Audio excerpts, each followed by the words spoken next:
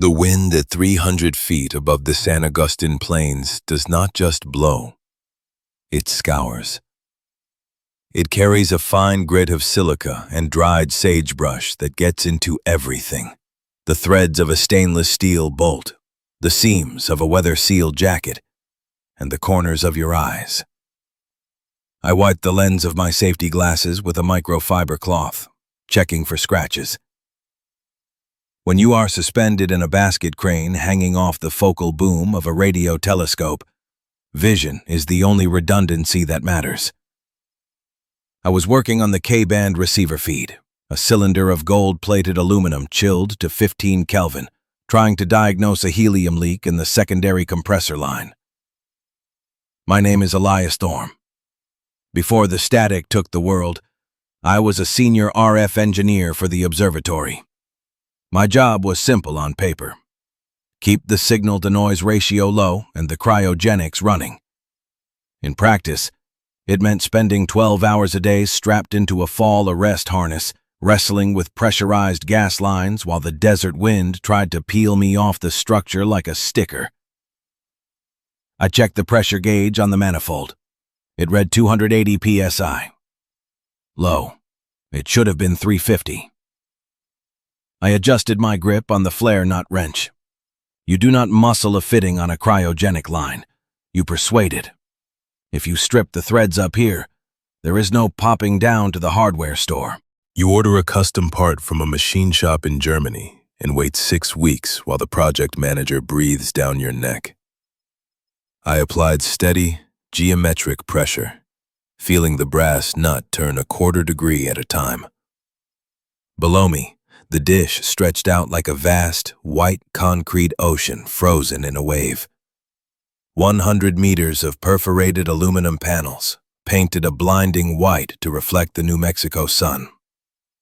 It was a perfect parabola, a mathematical cup designed to catch the whispers of dying stars. From my vantage point in the apex cabin, the gantry room, suspended above the center of the dish, the ground crew looked like ants. I tapped the transmit button on my shoulder mic. Control, this is Thorne at the apex. Manifold is tight. Repressurizing the loop. Watch the helium return temps. Static hissed in my ear. Not the clean, white noise of an open channel, but a rhythmic, chopping interference. Control, copy? Nothing. I did not think much of it. The observatory sits in a radio quiet zone, but the ionosphere does what it wants, and sometimes the localized equipment interference creates dead spots. I clipped the wrench back onto my tool vest, ensuring the carabiner gate snapped shut. Gravity is the law up here.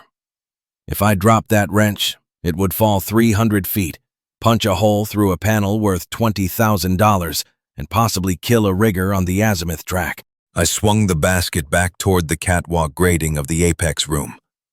The structure of the telescope was a marvel of triangulation, massive steel beams painted white, bolted together with gusset plates the size of dining tables. I stepped out of the basket and onto the serrated steel mesh of the platform.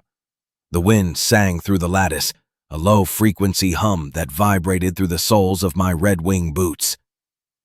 I checked my watch. 1400. 2 hours until shift change. I moved into the apex cabin. It was a small, shielded room, roughly 10 by 12 feet, packed with racks of amplifiers, digitizers, and the roaring helium compressors that kept the receivers cold.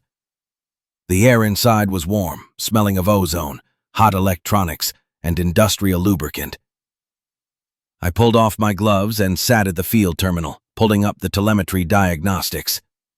The screen flickered. The data stream from the ground control building, located 2 miles away at the edge of the array, was lagging. Packet loss.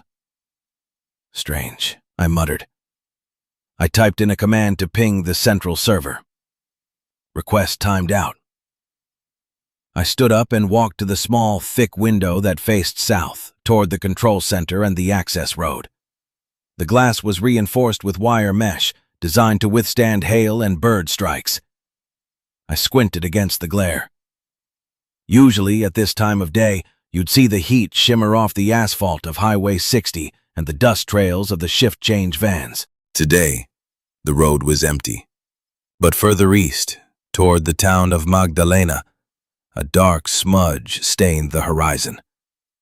It was not the distinct vertical column of a brush fire. It was wide, oily, and black. I picked up the dedicated landline phone on the wall, a hard line that ran physically down the cable wrap and underground to the control room. It was the fail-safe. I lifted the receiver. No dial tone. Just a dead, hollow silence. That was the moment the physics of my situation changed. A radio glitch is weather. A server timeout is IT incompetence. A dead hardline combined with smoke on the horizon is a systemic failure. I did not panic. Panic burns calories and makes your hands shake. Engineering requires precision. I walked back to the door, a heavy steel maritime hatch that opened onto the exposed catwalk. I stepped out into the wind again, unholstering my binoculars. I focused the lenses on the control building 2 miles away. The parking lot was usually organized, rows of white fleet trucks and employee sedans. Now, it was an abstract painting of collision. A delivery box truck had T-boned the security gate. 2 sedans were nose-to-nose in the exit lane, doors open. I saw movement. Tiny figures were running. Not the purposeful jog of people late for a meeting, but the frantic, flailing sprint of prey. I adjusted the focus wheel. One figure, wearing the high-vis vest of the groundskeeping crew, was sprinting toward the main logic building. Behind him, 3 others were closing the distance. They did not run like people. They ran with a staggering, forward-leaning momentum, like marionettes with cut strings. The lead pursuer tackled the groundskeeper. They went down in a heap on the gravel. The other 2 piled on. Even from 2 miles away, the violence was unmistakable. It was not a fight. It was a dismantling. I lowered the binoculars. The wind howled, cold and indifferent. My first thought was not about my family. I did not have one. It was not about the government. It was about the elevation. I was 300 feet in the air, accessible only by a vertical elevator attached to the feed arm or a narrow staircase with 480 steps. I looked down at the elevator car parked at the landing platform below the cabin. It was a simple traction drive cage exposed to the elements. If the power grid failed, that car would be a coffin. I stepped back inside the cabin and locked the heavy deadbolt. Then I paused. A deadbolt is a suggestion to a determined intruder. This room was not built to keep people out. It was built to keep the weather out. The door was steel, but the frame was aluminum, bolted into the composite walls. I needed to think like a structural engineer. I sat on the floor, my back against the server rack, and pulled my notebook from my vest pocket. I wrote the date and the time. Then I wrote, status unknown, ground level compromised, action, secure the high ground. The first priority was the elevator. If the grid was going down, and judging by the chaos below, it would, I could not rely on it. But more importantly, I could not let anyone else use it to get up here. I grabbed my tool bag and went back out to the catwalk. The elevator motor housing was located on the roof of the cabin, accessible by a short ladder. I climbed it, the wind trying to tear the bag from my shoulder. The motor was a 480-volt 3-phase unit. A heavy disconnect switch was mounted on the side. I pulled the red handle down with a solid clunk. Power cut. But a switch can be flipped back on. I opened the control box using a flathead screwdriver. Inside, the contactor relays hummed with residual capacitance. I took my wire cutters, insulated Nipex shears that could cut a penny in half, and located the low-voltage control wires that signaled the call buttons. Snip, snip. I stripped the ends of the wires and twisted them together in a short loop, bypassing the safety limits, then cut the main coil feed. Even if someone energized the circuit, the logic board would read a fatal fault. The elevator was now a paperweight. I climbed back down. The staircase was the real problem. It was a zigzag of galvanized steel running down the curvature of the feed arm. Anyone with legs and lungs could climb it. I walked to the top landing where the stairs met the cabin platform. There was a safety gate, a waist-high swing arm meant to stop distracted technicians from walking into the void. It was not a barrier. I looked at the structure. The stairs were bolted to the main truss beams with 3/4-inch hex bolts. I could not remove the stairs, they weighed tons. But I could remove the connection. I knelt on the grating. The transition plate, a piece of diamond plate steel bridging the gap between the last stair riser and my platform, was held in place by 4 bolts. If I removed that plate, there would be a 3-foot gap. Jumpable? Maybe, but terrifying at this altitude with the wind gusting to 40 miles per hour. I pulled out my socket set, 1 1/8-inch socket, 1/2-inch drive ratchet. I engaged the first bolt head. It was rusted tight, galvanic corrosion between the steel bolt and the aluminum walkway. "Physics," I whispered. "Give me leverage." I slipped a 2-foot length of steel pipe, a cheater bar I kept for stubborn valves, over the handle of the ratchet. I braced my boot against the railing and pulled. The metal groaned, a high-pitched screech that sounded like a dying animal. Then, a loud crack. The rust bond broke. I worked methodically. Turn, click, turn, click. My forearm burned. The cold air bit at my exposed knuckles. I did not think about the people dying in the parking lot. I thought about thread pitch and sheer strength. The first bolt came free. I put it in my pocket. Never throw away hardware. The second bolt snapped. The head sheared off, leaving the shank stuck in the hole.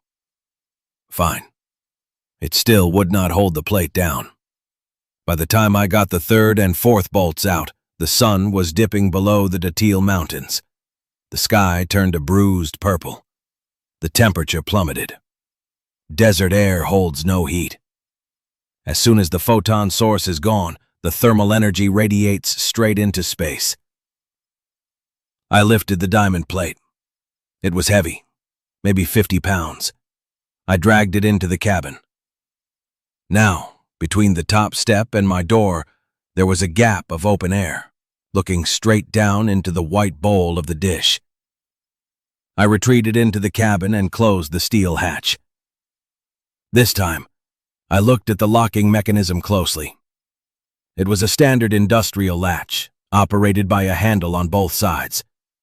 If someone climbed the stairs and leaped the gap, they could just turn the handle. I opened the door again.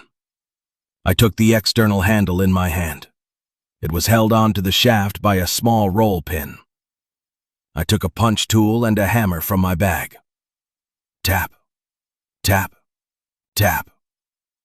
The pin slid out. I pulled the handle off the shaft. Now, from the outside, there was just a smooth, flush metal circle. No leverage, no entry. I stepped back inside, locked the door, and slid the internal deadbolt home. The silence in the room was heavy. The only sound was the rhythmic chug, chug, chug of the helium compressors in the rack. They were the heartbeat of the telescope. As long as they were running, I had power. I checked the UPS, the uninterruptible power supply at the bottom of the server rack. It was a massive bank of lithium-ion batteries meant to keep the signal processing gear alive during a brownout. The display glowed green. AC source. OK. Load. 45%. Runtime on battery. 4 hours.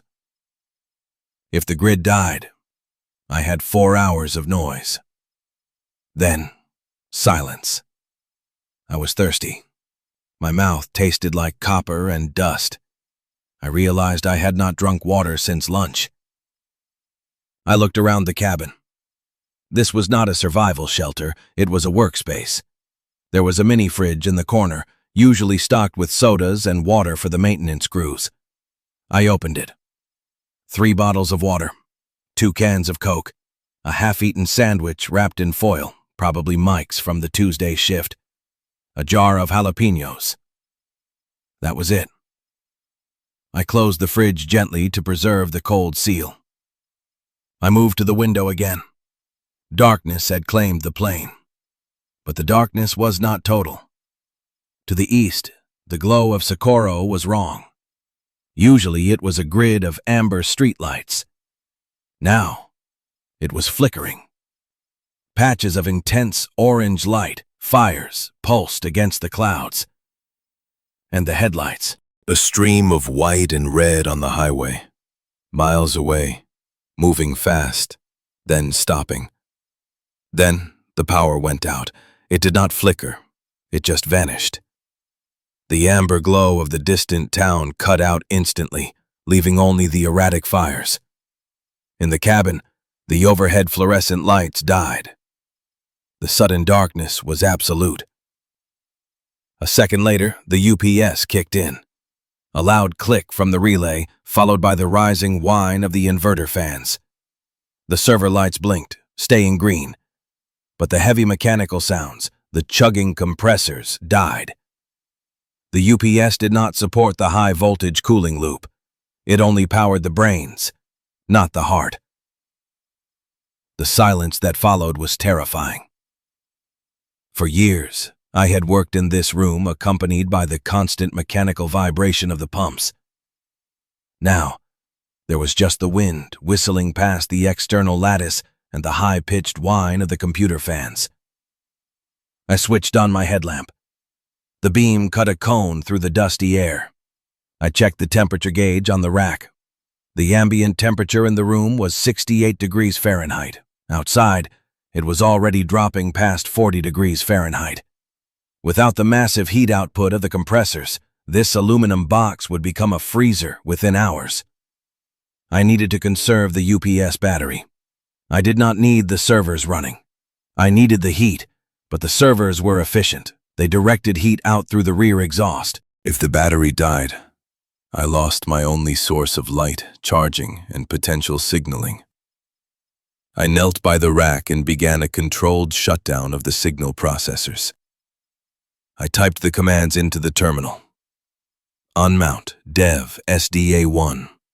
Shutdown. Now. One by one, the blinking lights on the dashboard extinguished. The whine of the fans spun down. The room got quieter and darker. I left one unit running, the environmental monitor. It drew minimal power, maybe 50 watts. It would keep the battery bank alive for days instead of hours if I killed the heavy loads. I sat in the dark, listening to the wind buffer the structure. The cabin groaned, metal contracting as it cooled. I was anchored. I was 300 feet in the air, disconnected from the earth, disconnected from the grid. I had 3 bottles of water, a bag of tools, and a view of the apocalypse. I wrapped my arms around my chest, feeling the stiff canvas of my Carhartt jacket. It was rated for active work, not for sleeping on a steel floor in near-freezing temperatures. I remembered the cable chases. Beneath the floor grating, there were bundles of thick coaxial cables wrapped in insulation. I pulled up a section of the floor tile, a heavy square of aluminum. Beneath it, the crawl space was cramped, packed with black python-like cables. But it was enclosed, draft-free. I pulled up 3 more tiles, creating a small trench. I moved my tool bag and the water bottles into the trench. It was not a bed, but it was a nest. I lay down in the gap between the cable runs. The rubber insulation of the coax was hard, but it was not as cold as the bare metal floor. I curled onto my side, pulling my knees to my chest to conserve core heat. My hand brushed against the cold steel of the flare nut wrench still in my pocket. I gripped it. It was solid, real. I closed my eyes, but I did not sleep. I listened. At 2:00, the wind died down. In the stillness, sound traveled up. The parabolic dish below me was not just an antenna for radio waves. It was a giant acoustic amplifier. The shape that focused starlight also focused sound from the ground directly to the focus point where I lay. I heard the coyotes first, yipping and howling near the perimeter fence. Then I heard the other sound. It was wet, a sloppy, slapping sound, like raw meat hitting pavement. And breathing. Ragged, fluid-filled lungs wheezing. It sounded like it was right next to my ear, but I knew it was 300 feet down, standing in the center of the dish. "Help," a voice whispered. It was amplified by the acoustics, clear as a bell. "Please." The lights went out. It was a woman's voice, trembling. "Is anyone up there?" I saw the flashlight. I froze. I had used my headlamp. Even through the window, the beam might have been visible if she was at the right angle. "I can hear you breathing," the voice said. The metal. It creaks when you move. I stopped breathing. I gripped the wrench so hard my tendons popped. "They are coming," she whispered. The acoustic clarity was horrifying. I could hear the catch in her throat. "I cannot run anymore. Let me up. Please." I lay there in the dark, buried in the floor of a machine that was built to listen to the universe. I wanted to scream. I wanted to throw the switch, lower the elevator, and be a hero. But I was an engineer. I knew the specs. The elevator was disabled. The stairs were gapped. Even if I went out to the catwalk, by the time I rigged a rope, the they she mentioned would be there. And I did not know if she was alone. Traps are the oldest technology in the world. So I did the only thing the situation allowed. I lay perfectly still. A few minutes later, the screaming started. It was loud, amplified by the dish, surrounding me in a surround sound nightmare of tearing cloth and snapping bone. It lasted for 3 minutes. Then, the wet, slapping sounds returned, accompanied by a low, guttural growl that did not sound human at all. Then, silence. I stared at the underside of the server rack, tracing the bundle of Cat6 Ethernet cables with my eyes in the dark. I was the anchor, the point of stability. The world below had lost its structural integrity, but up here, the bolts were tight. The math still worked. I survived the night by counting the rivets in the ceiling panel above me. 144. When the sun hit the east window, the light was blinding. The metal of the cabin began to tick as it expanded in the heat. I crawled out of the cable trench, my back stiff, my joints aching. I stood up and looked out the window. The dish below was pristine white, except for a starburst of red in the very center, right above the drain hole. I turned away and looked at the equipment rack. "Phase 1 complete," I said to the empty room. My voice sounded raspy. Secure the perimeter. Now, I had to survive the day. And in this black metal box under the New Mexico sun, the heat was going to be a bigger killer than the cold. I opened my notebook. Objective 2. Thermal management and hydration. I picked up the torque wrench. Time to go to work. The sun did not rise. It detonated.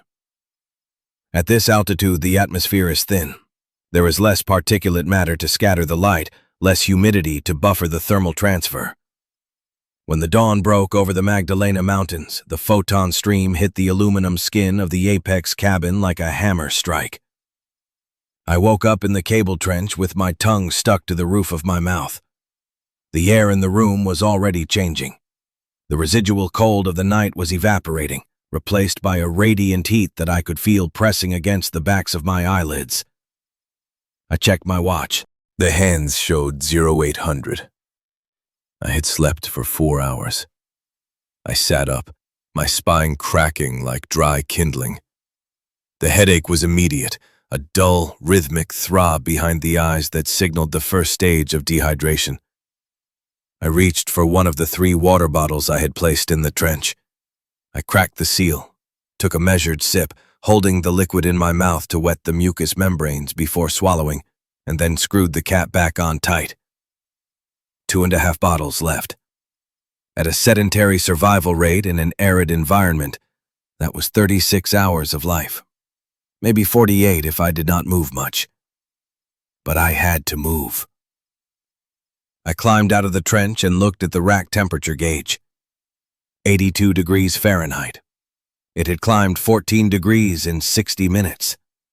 By noon, this uninsulated metal box would be a kiln. The electronics that usually occupied this space were rated for operation up to 140 degrees Fahrenheit, but they had active cooling fans. I was a biological machine with a narrow operating window. If my core temperature hit 104 degrees Fahrenheit, I would suffer heat stroke. If it hit 107 degrees Fahrenheit, the proteins in my brain would denature, and I would die confused and convulsing. I needed water, and I needed to not cook. I walked to the rear of the cabin, past the silent server racks, to the auxiliary equipment bay. This was where the housekeeping systems lived. My eyes landed on the liquid cooling unit for the high-frequency amplifiers. It was a closed-loop system, a reservoir of about 5 gallons of pink fluid circulating through copper blocks clamped to the hottest chips. The fluid was not water. It was a mixture of deionized water and inhibited propylene glycol. I looked at the reservoir tank. It was translucent plastic, showing the liquid level at the full line. Propylene glycol. Low toxicity compared to ethylene glycol, but still not something you want to drink. Ingesting it would cause central nervous system depression, metabolic acidosis, and renal failure. It would kill me, just slower than the thirst. However, physics offered a loophole. Water boils at 212 degrees Fahrenheit, 100 degrees Celsius at sea level. At 7,000 feet of elevation, that drops to roughly 198 degrees Fahrenheit, 92 degrees Celsius. Propylene glycol, on the other hand, has a boiling point of 370 degrees Fahrenheit, 188 degrees Celsius. If I could heat the mixture to a point between 198 degrees Fahrenheit and 370 degrees Fahrenheit, the water would vaporize, leaving the glycol behind.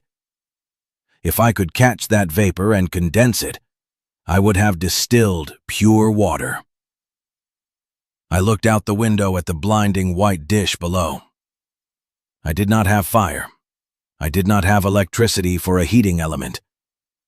But I had the most powerful fusion reactor in the solar system hanging directly overhead. I needed to build a solar still, and not a crude hole-in-the-ground survival manual trick.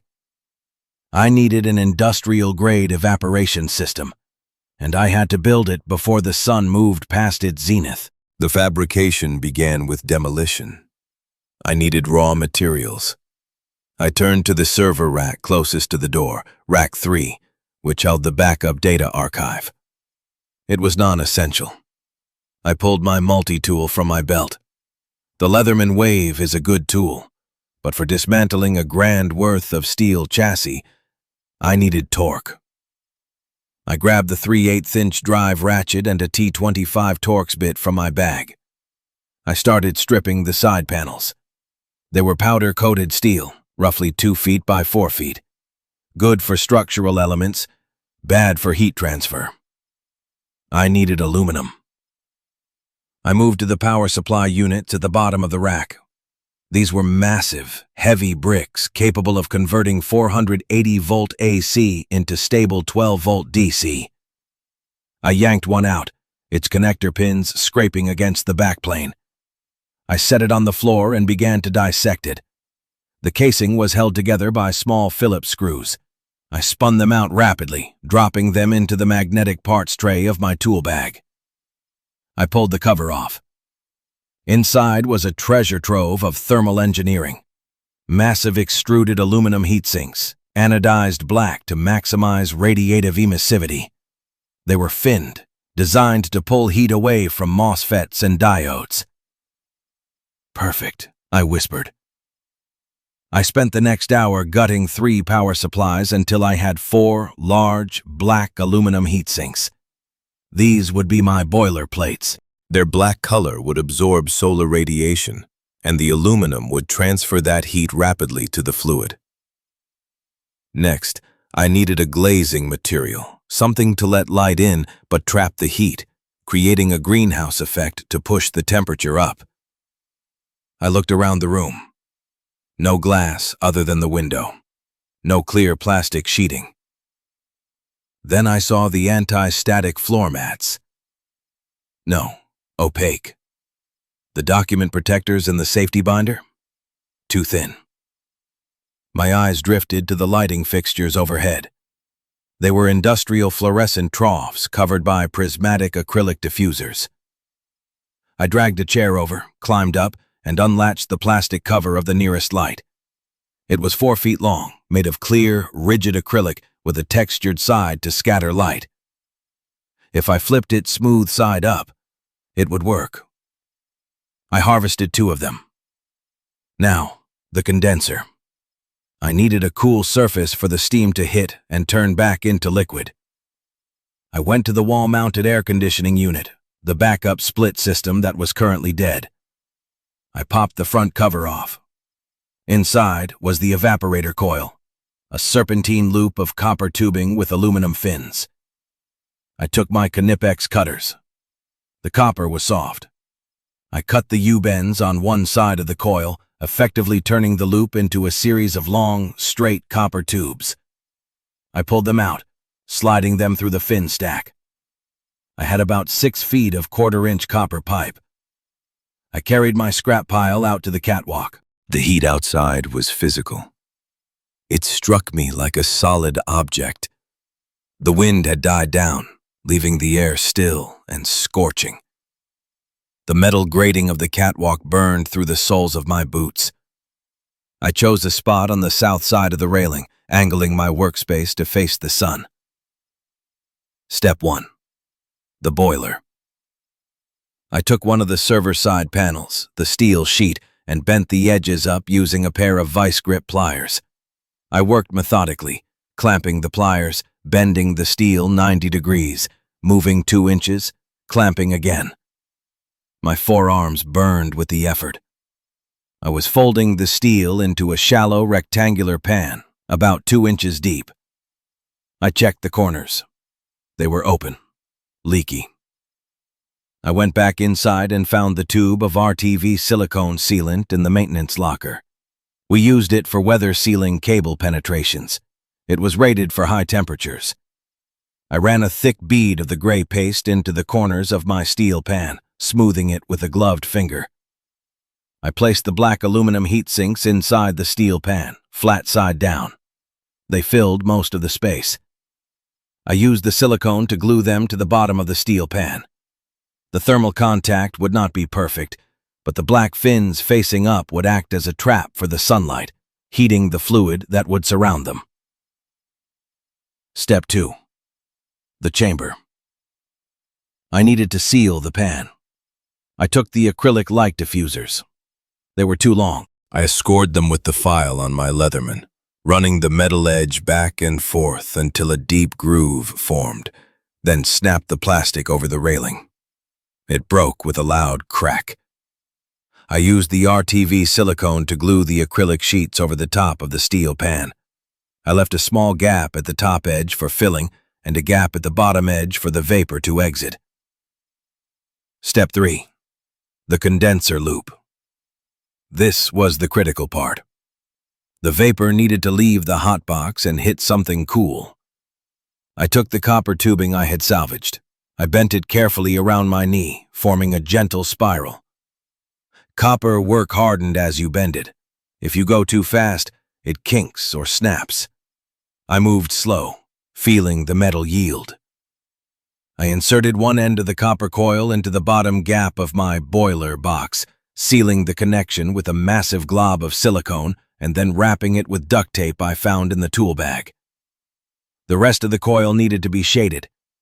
I stripped the insulation off a spare coaxial cable and wrapped the white phone dielectric around the copper tube to insulate it from the sun, but I left the very end of the tube exposed and pointing downward into a collection vessel. For the collection vessel, I used an empty Nalgene bottle from my pack. I rigged the entire contraption to the railing using zip ties. The boiler was angled at 45 degrees, facing the sun. The black fins inside waited like hungry mouths. The copper coil hung below, in the shadow cast by the catwalk floor. It was ugly. A Frankenstein mess of steel, glue, and wire. But the physics were sound. Now, the fluid. I went back inside to the amplifier rack. I used my crescent wrench to loosen the drain plug on the reservoir. I held a plastic, agonizingly small Tupperware container which had held screws previously under the stream. The pink fluid glugged out. It smelled sweet. Chemical. I filled the container, walked out to the catwalk, and carefully poured the glycol mix into the fill port at the top of my solar still.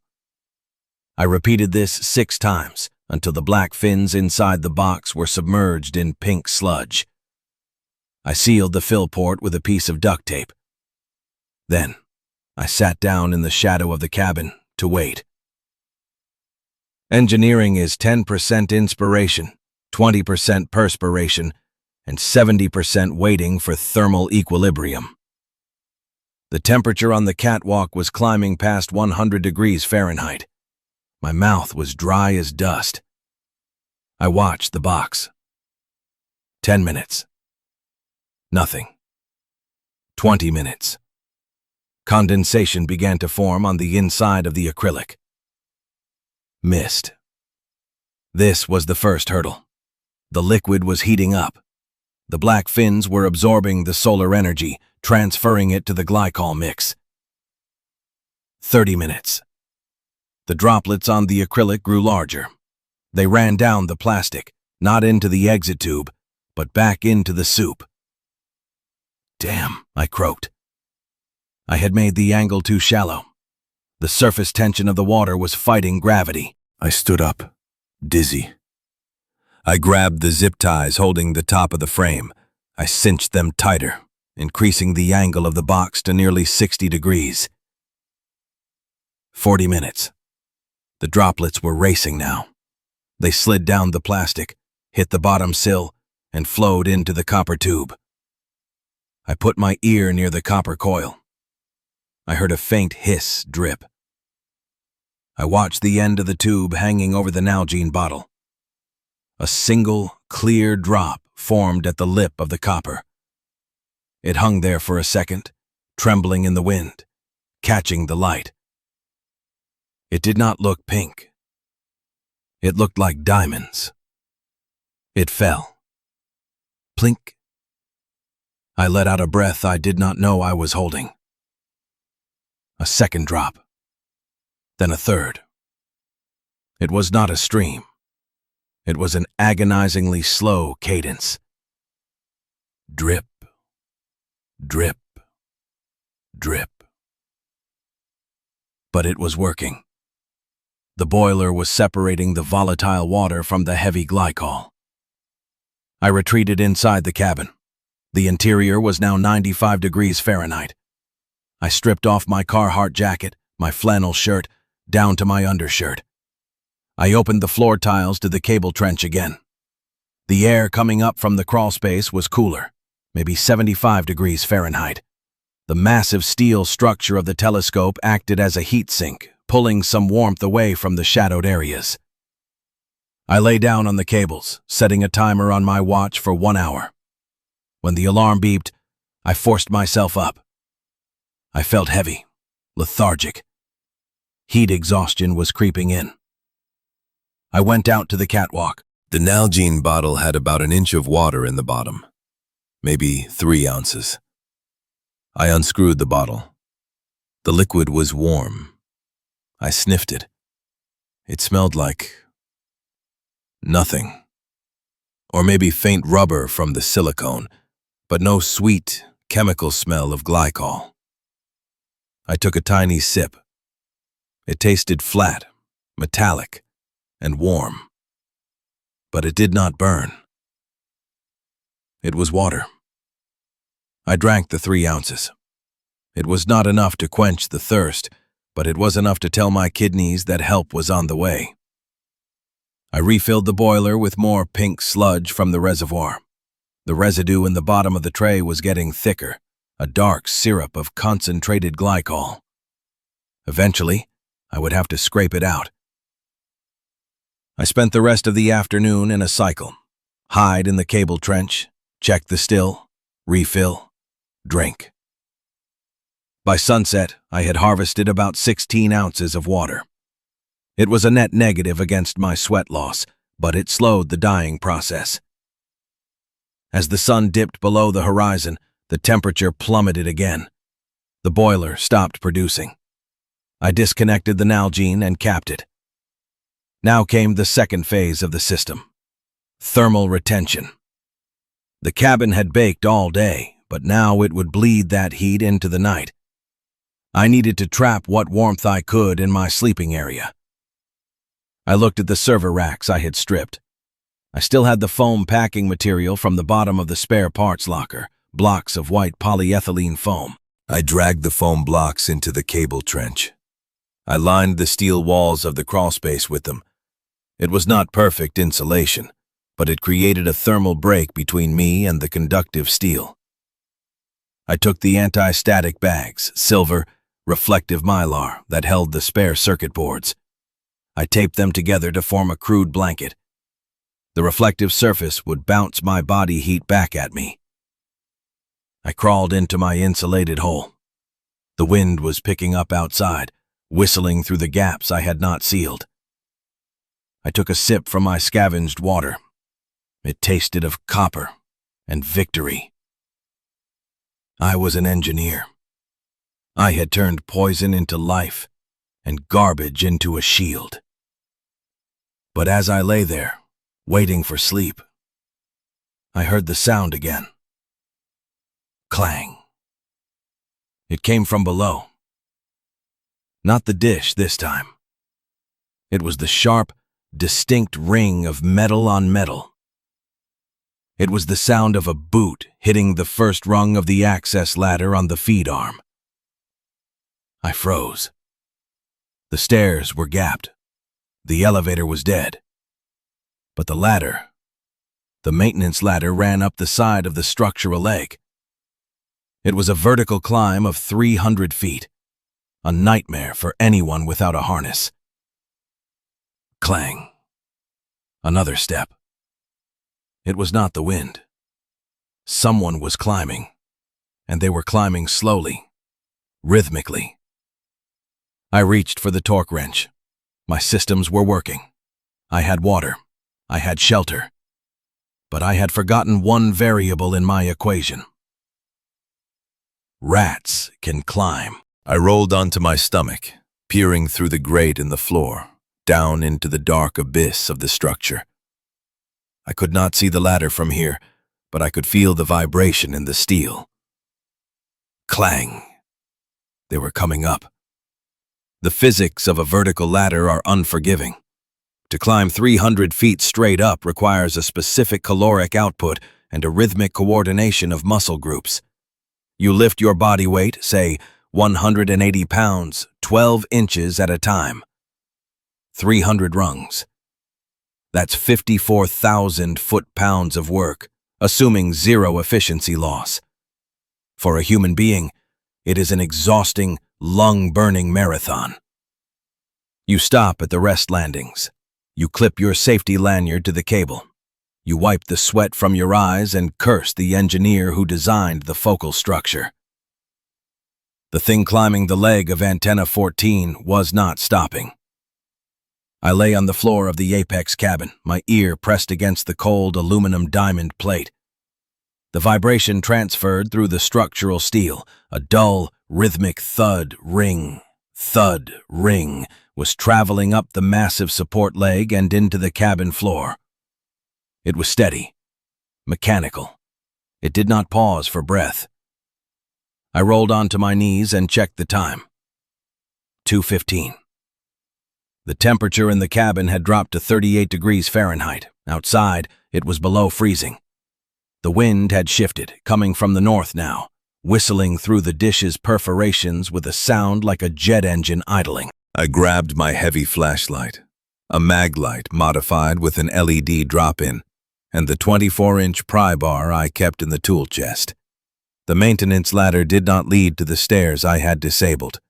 It ran up the opposite leg of the tripod structure, terminating in a small trap door set into the catwalk grating, about 10 feet from the cabin door. That trap door was my failure point. I had assumed no one would climb the vertical. It was a suicide run.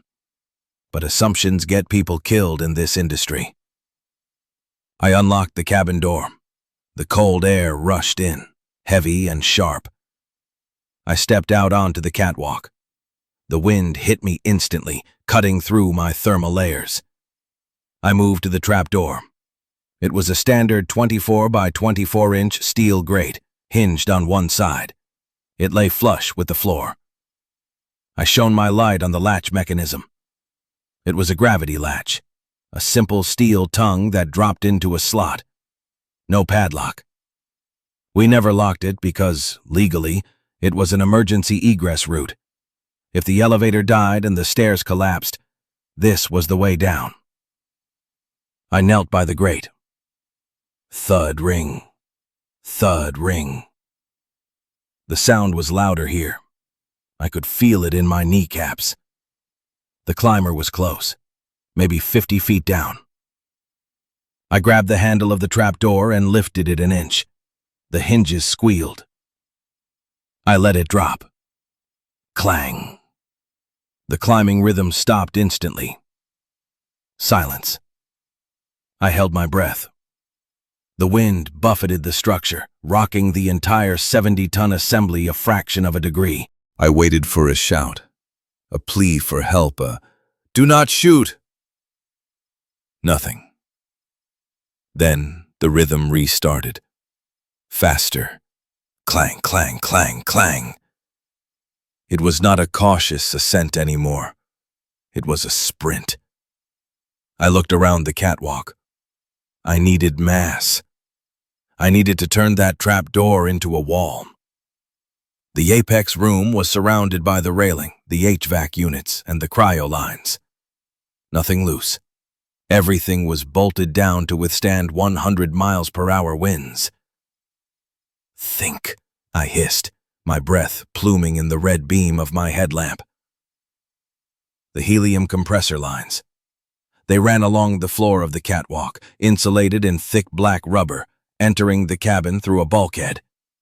They crossed right over the edge of the trapdoor frame.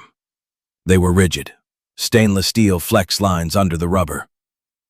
I could not move them. But the spares. There was a storage crate bolted to the railing near the azimuth drive motor.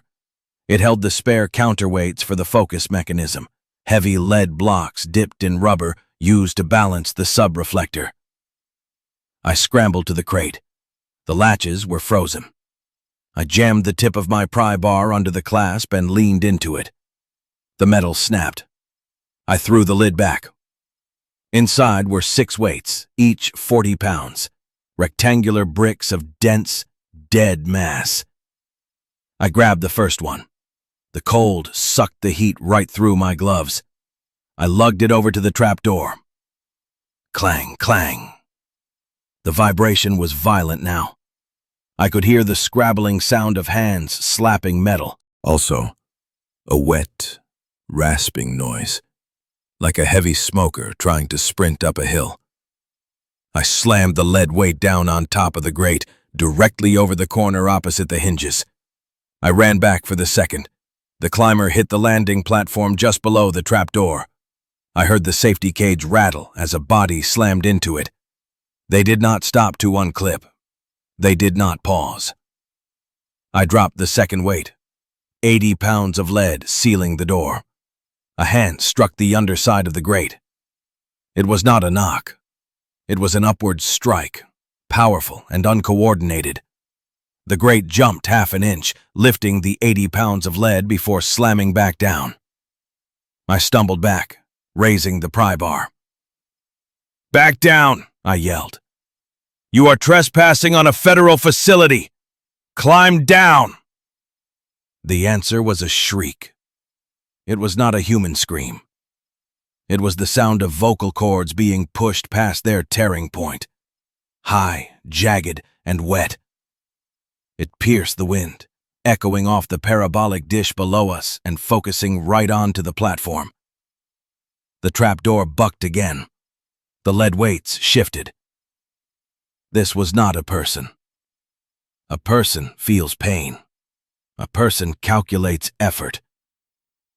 This thing was just an engine of calorie-burning violence. I ran for the third weight. As I grabbed it, the trapdoor flew open. The force was incredible.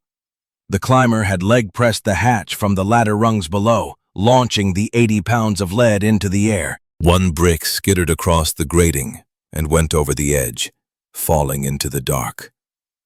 The other landed on my boot. I did not feel the pain yet. Adrenaline is a hell of a drug. A hand shot out of the hole.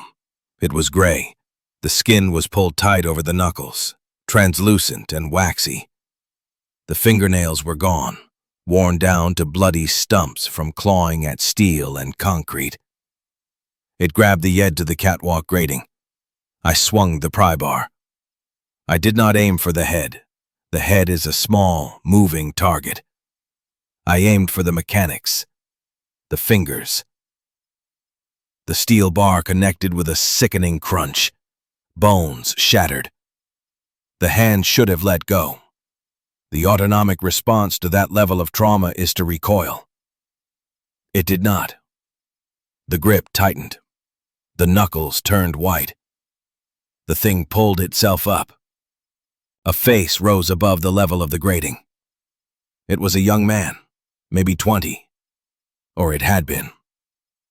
Now, the eyes were clouded with cataracts, white and blind.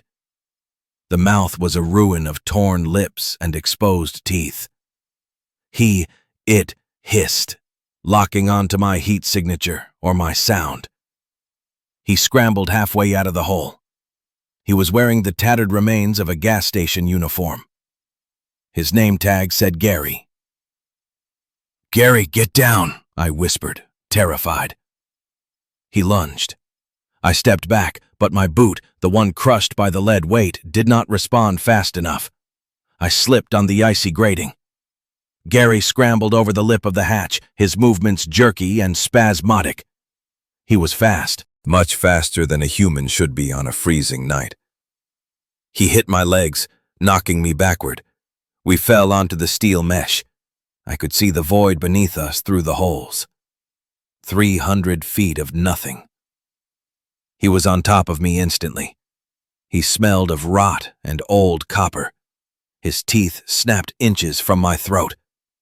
I jammed the shaft of the pry bar across his neck, locking my elbows. He thrashed, snapping his jaws, drool dripping onto my face. He was strong. Not gym strong, but hysterical strength strong. The kind of strength that snaps tendons. I pushed up, screaming with effort. I was 180 pounds of technician. He was 150 pounds of virus. I could not hold him. My triceps were burning. The cold was sapping my grip. I needed leverage. I bucked my hips, throwing him off balance. He slid to the side, his claws screeching on my jacket. I scrambled backward, kicking him in the chest. It felt like kicking a sandbag. Solid, dead weight. I got to my feet. He was already rising, his spine bending at an unnatural angle. I was backed against the railing, nowhere to go. The cabin door was 10 feet away, but he was between me and safety. I looked at the cryo lines running along the railing, the high-pressure helium return. The flexible steel braided hose was coupled to the hard line with a brass hexagonal fitting just near my hip. It was pressurized to 280 psi. Gary shrieked and charged. I did not swing the pry bar at him. I swung it at the brass fitting. I hit the coupling with everything I had. Ping! The brass dented but did not break. Gary was 5 feet away. I swung again, a backhand strike, using the heavy hooked end of the bar. Crack! The fitting sheared. The physics of a ruptured gas line are violent. 280 pounds per square inch of pressure were suddenly released through a 1-inch aperture. The hose did not just leak. It exploded. The stainless steel braided line whipped out like an angry cobra. It lashed across the space between us, driven by the jet of freezing gas. The heavy brass coupling at the end of the hose struck Gary in the chest. It hit him with the force of a sledgehammer swing. Ribs collapsed. The impact lifted him off his feet. But the gas was the real weapon. Expanding helium absorbs heat instantly. It's the Joule-Thomson effect. The gas exiting the line was close to absolute zero. A cloud of white vapor engulfed him. The moisture in the air froze instantly, creating a localized blizzard. Gary was thrown backward by the kinetic force of the hose, which was flailing wildly now, hissing like a jet turbine. He hit the railing. The railing was standard OSHA spec, 42 inches high, designed to stop a falling man. But Gary was not falling. He was sliding on the ice formed by the helium blast. He hit the mid-rail, flipped over the top rail, and went into the dark. There was no screen. Just the sound of wind. And then, 3 seconds later, a wet, heavy impact on the aluminum panels of the dish far below. Thwack! I dropped the pry bar. The hose was still whipping, spewing expensive helium into the atmosphere. The pressure was dropping. The sound was deafening. I had to kill the valve. I crawled toward the bulkhead, keeping low to avoid the flailing hose. My hand found the manual shutoff wheel. I cranked it clockwise. The hissing died. The hose fell limp on the grating, frosted white. Silence returned to the apex. I sat there on the freezing metal, gasping for air. My chest heaved. My left foot was throbbing where the lead weight had hit it. I shone my light at the trapdoor. It was open, a black square leading to hell. I crawled over to it. I looked down. Nothing but rungs fading into the dark. I pulled the grate shut. Then I dragged the remaining lead weights over it. All of them. 200 pounds of counterweight. I limped back to the cabin, stepped inside, and threw the deadbolt. I collapsed against the server rack. I checked my body. My jacket was torn at the shoulder. Scratches on the canvas, but the skin was not broken. No bites. No fluid transfer. I was clean. But the silence was wrong. The wind outside had changed pitch. It was not whistling anymore. It was roaring. I looked at the telemetry screen that was still running on the UPS battery. The anemometer reading was spiking. Wind speed, 45 miles per hour. Gust, 60 miles per hour. Barometric pressure, 980 millibars, dropping rapidly. A winter microburst. In the high desert, storms do not knock, they kick the door in. The cold front was colliding with the heat island of the valley. The cabin shook. Not a vibration this time, but a sway. The entire structure groaned. I looked at the roof. The solar still. "No," I whispered. "My water. My only way to make the poison drinkable." I had zip-tied it to the railing. Zip ties are plastic. Plastic gets brittle in the cold. I heard a tearing sound from the roof. I scrambled up the short ladder to the hatch that led to the maintenance roof where the elevator motor and my still was located. I pushed the hatch up. The wind ripped it from my hand, slamming it back against the roof. I poked my head out.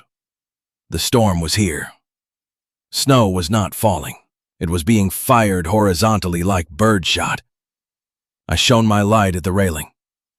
The solar still was there, flapping violently. The zip ties on the left side had snapped. The boiler, my masterpiece of heat sinks and acrylic, was hanging by a single strap, banging against the steel upright. Clang, clang. If it fell, I lost the heat sinks. I lost the acrylic. I lost the copper coil. I lost my life. I had to go back out. My foot screamed in protest. I ignored it. I climbed out onto the roof. It was flat, but slick with fresh rime ice. The wind hit me with a force that staggered me. I had to crawl on my hands and knees. I reached the railing. The still was heavy. The fluid inside sloshed around. I grabbed the steel frame of the server panel. The metal was so cold it burned my gloves. Another gust hit, 70 miles per hour. The last zip tie snapped. The still went over the edge. I lunged. My hand closed around the copper tubing of the condenser coil. The weight of the boiler jerked my arm down, slamming my shoulder into the railing. I gritted my teeth, holding on.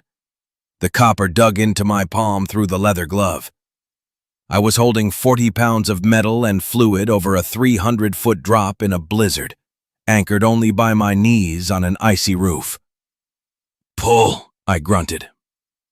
I hauled it up, inch by inch. The copper bent, but did not break. I got a grip on the steel pan. I dragged it over the railing and collapsed on top of it, pinning it to the roof with my body weight. I lay there for a minute, just breathing, letting the snow bury me. I had the still. I had the cabin. I had a broken toe and a bruised shoulder. But I was alone. Gary was dead. I dragged the still back to the hatch and pushed it through, letting it crash onto the floor of the cabin.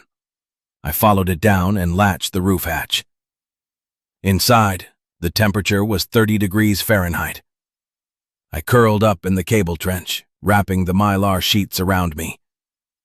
The adrenaline crash was coming. I started to shake, uncontrollable shivering.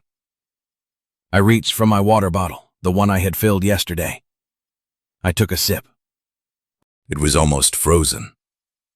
I closed my eyes. The immediate crisis was over. The intruder was gone. The water system was damaged, but salvageable. But as the wind howled outside, burying the world in white, I realized the real test had not been the climber. The real test was the realization that he had climbed 300 feet, which meant they were learning, or they were hungry enough to do the impossible.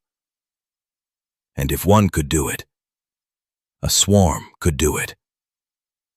I looked at the lead weights covering the trapdoor. They looked heavy, They did not look heavy enough.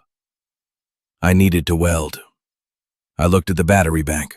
I looked at the jumper cables in the tool bag. DC stick welding. It was possible. Ugly, dangerous, and likely to blow the batteries if I was not careful. But I could fuse that trapdoor shut. Tomorrow, I whispered to the dark. Tomorrow we burn the bridge. The arc of a DC short circuit burns at approximately 6,000 degrees Fahrenheit. It produces a light brighter than the desert sun and a sound like bacon frying in a jet engine. I did not have a welding mask. I had a pair of safety glasses taped over with 3 layers of the dark anti-static mylar bags I had scavenged from the server rack. It was not ISO-rated shade 10 glass, but it would stop my retinas from burning out if I did not stare directly at the puddle. I sat on the catwalk, the wind whipping around my legs, preparing to seal my tomb. The setup was crude but electrically sound. I had daisy-chained 4 12-volt lead-acid batteries from the UPS bank in series to create a 48-volt DC stinging arc. The cables were 4-gauge copper grounding wires I had stripped from the equipment rack.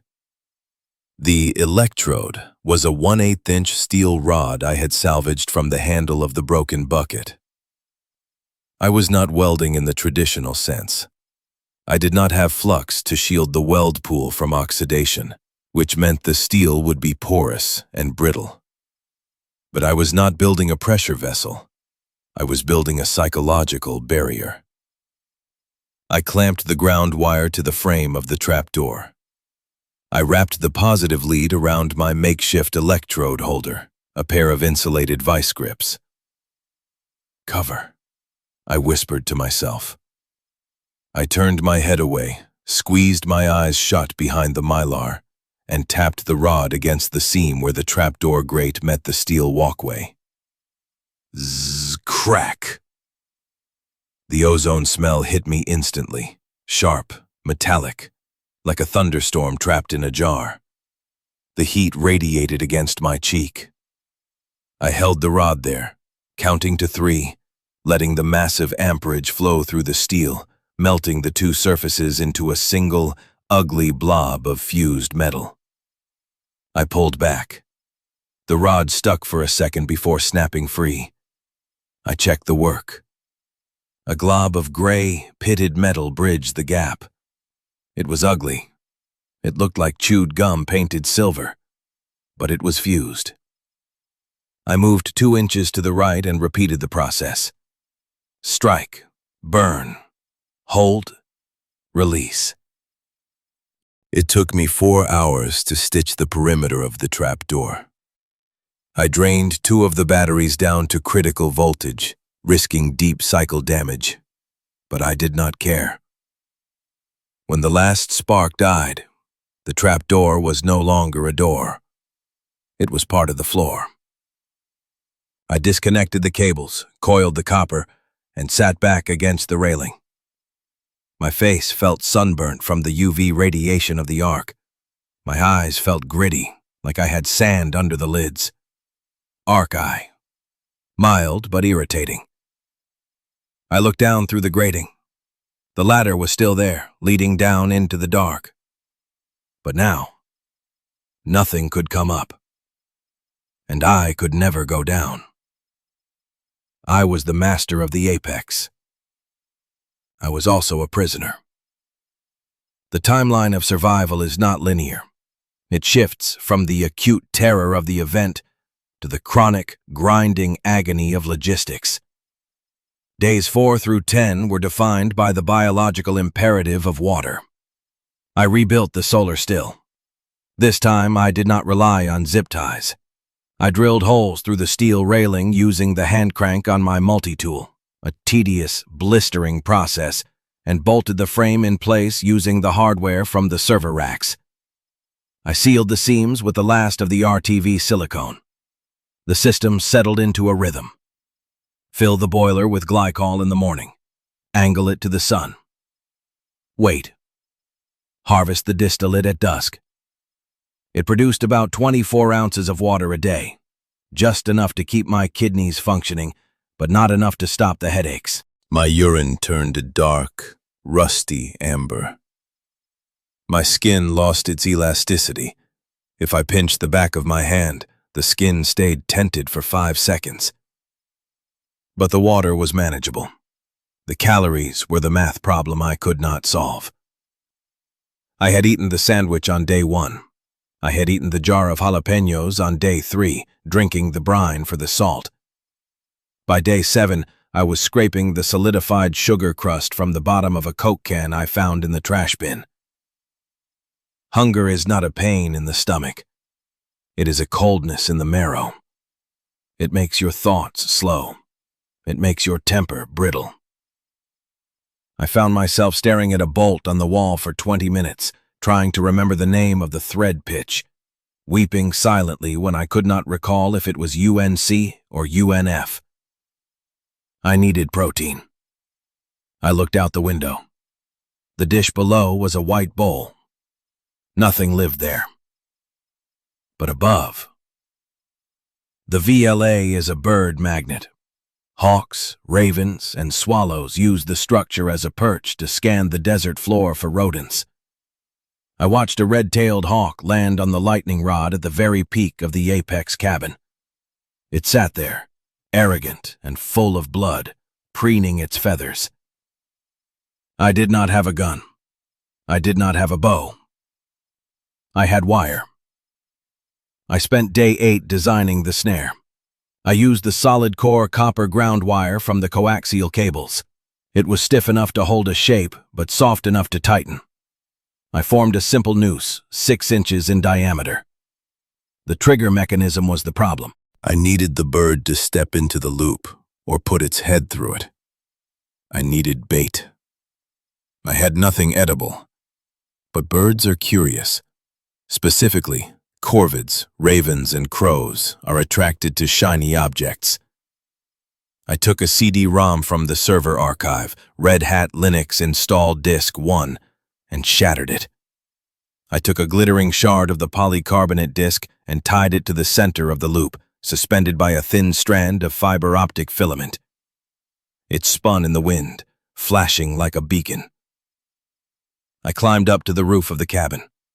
The wind was manageable today, a steady 15 knots. I lashed the snare to the railing near the corner where the birds liked to perch. I arranged the wire loop so it stood upright, framing the shiny bait. Then I waited inside the cabin, watching through the skylight. Hours passed. The sun tracked across the sky. A raven landed. It was massive, black as oil, with a beak like an obsidian dagger. It hopped along the railing, eyeing the flashing disc. My heart hammered against my ribs. Please. The bird pecked at the wire. It did not like it. It hopped over the snare. It pecked at the bait from the side. Stupid, I whispered. Be greedy. The raven grew bold. It stepped through the loop to get a better angle on the shiny plastic. I did not have a pull string. It was not a manual trap. It was a passive slip knot. The bird grabbed the plastic shard and jerked its head back. The movement knocked the wire loop. The loop fell, sliding down the bird's neck. The raven panicked. It flapped its wings, launching itself backward. The wire tightened. The struggle was brief and violent. The copper wire bit into the feathers. The bird thrashed, banging against the railing. I did not wait. I scrambled up the ladder to the roof. I could not let it work the wire loose. I grabbed the bird. It screamed, a harsh, guttural caw, and pecked my hand. The beak tore through my glove and split the skin of my thumb. I did not feel it. I broke its neck. One sharp twist. I sat on the roof, holding the warm, black bundle of feathers against my chest. I was crying again. Not from sadness. From relief. I took it inside. I did not have firewood, I could not cook it properly, but I had the soldering iron. I plugged the soldering station into the UPS. I set the temperature to 450 degrees Celsius. I plucked the bird. The smell of wet feathers was nauseating. I used my knife to dress the carcass, removing the entrails and tossing them off the catwalk. Bait for the next one. I pressed the tip of the soldering iron against the breast meat. It sizzled. Smoke rose, smelling of burnt hair and gamey meat. I cooked it 1 square inch at a time, cauterizing the flesh until it was gray and tough. It tasted like iron and charcoal. It was the best meal of my life. By day 45, the calendar became irrelevant. I measured time in water levels and battery cycles. The winter broke. The snow on the peaks of the Magdalenas melted, sending flash floods down the arroyos in the distance. The desert turned a brief, impossible green, then faded back to brown as the heat returned. My routine was absolute. 6 awake. Check the trapdoor weld. Check the perimeter. 6:30. Decant the water from the still. Refill the boiler. 7 a radio check. I had repurposed the low-noise amplifier, LNA, from the receiver chain. The telescope was designed to listen to quasars, not local FM radio. But by bypassing the down converters and patching the feed horn directly into the spectrum analyzer, I could sweep the local frequencies. I put on the headphones. Static. The cosmic microwave background radiation, the sound of the Big Bang, was a constant hiss. I tuned the dial, sweeping from 88 megahertz up to 900 megahertz. Sometimes I heard ghosts. Automated emergency broadcast loops that had been running on solar power for months, repeating the same message until the tape degraded into noise. Remain indoors. Viral vector. Do not approach. Sometimes I heard unencrypted handheld radios. Southridge is clear. Took 2 rounds. Need antibiotics, please. I never transmitted. The transmitter block was disabled to save power, and I had physically disconnected the waveguide.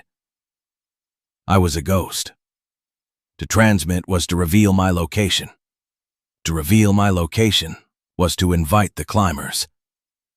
I listened to the world die, charted on a spectral graph. The isolation began to change the way I processed reality.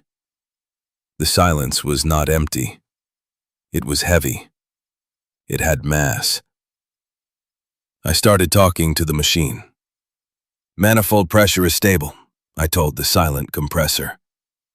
Good girl. I named the spider that lived in the corner of the ceiling. Tech support. I caught flies for him.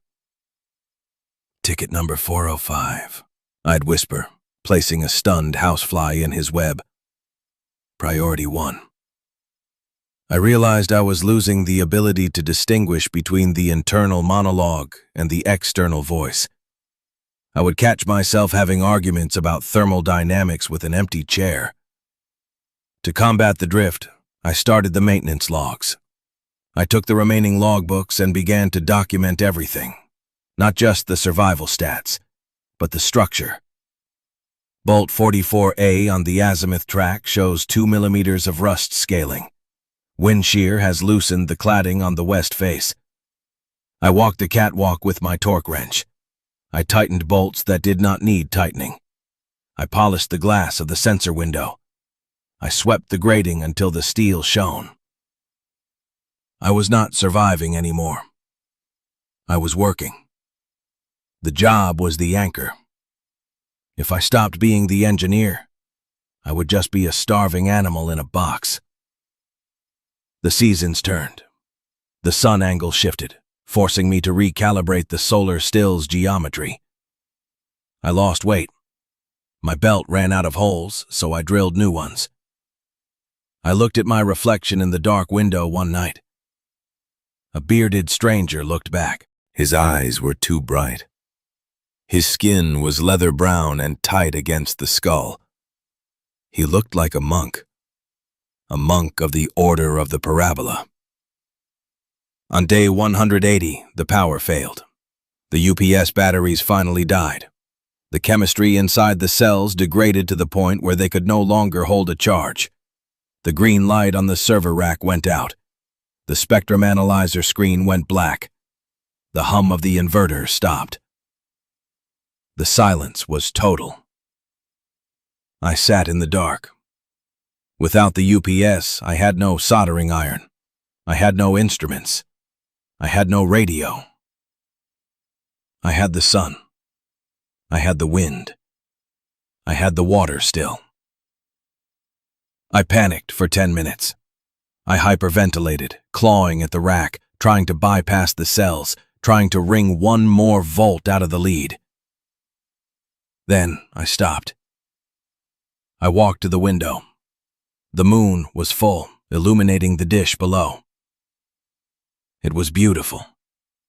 A perfect white eye looking up at the sky. I realized then that I did not need the electricity. The machine did not need power to be what it was. It was a shape, a geometry designed to focus energy. I was the focal point.